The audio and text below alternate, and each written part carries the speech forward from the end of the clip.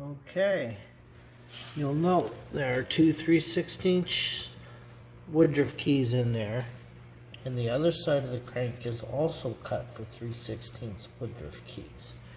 The problem we have is that's not a standard, so the secondary cut on our damper is 1/4 inch. Well, if you look around enough on the internet, you can buy step keys. So you can see it's 3/16 on one side, 1/4 on the other. That's great. Fits in there nice, fits in the crank nice. The problem is they need to look like that with a step. So now I'm going to turn that into 2 woodruff keys. Okay, there's one side of the profile. Let's see if it'll focus. Let's cut it and profile the other side. Okay, that works. It makes a nice little step key. Gonna make another one. Always use an installer on these. Don't hammer them on, and don't try to do them with a big long bolt. You're gonna strip out the threads on the crank. Alright, she's on there. So there, we're now got a double keyed damper on the engine. Okay, our bolts are ready to go in. Our surfaces are clean. We'll clean the underside of the manifold.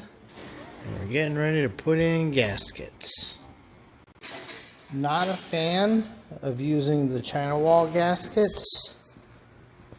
I'm a fan of building it up with RTV, which you'll find most people are. So we're getting ready to place the manifold. Well, second time's the charm on this. So it's the second time the intake's been on. We had some trouble. This bolt right here, I had to pull everything back out and clean that bolt hole out. Somebody had cross-threaded it at some point. And considering we haven't put an intake on this, it wasn't us, so this engine was dyno'd, and we have a dyno sheet, and I have a feeling they cross-threaded that one. Anyway, it's water under the bridge. We got that sorted. The only downside is our 12-point ARPs, which look all fancy, and there's some areas where, because of the nature of a 12-point and wrenches, we had to go to 6 points there, in here, and that one there was 0 chance of getting a wrench down in there. This one we actually could fit, but yeah, the 12 points look cool, but the only thing that works on them is a 12-point socket or the box end of a wrench, so you can't get an actual wrench in there. So it does cause some trouble. But you can see the ports in the blower have definitely been opened up by the previous owner. They are huge, and I know there's a slight mismatch. It's not going to cause us a giant amount of trouble.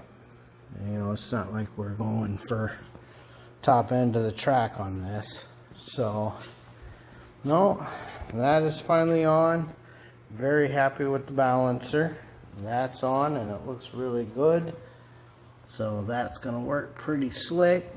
And then next week we will start figuring out what we're going to do for accessory drive, because we finally have everything to be able to mount some pulleys and get everything up and start making some measurements.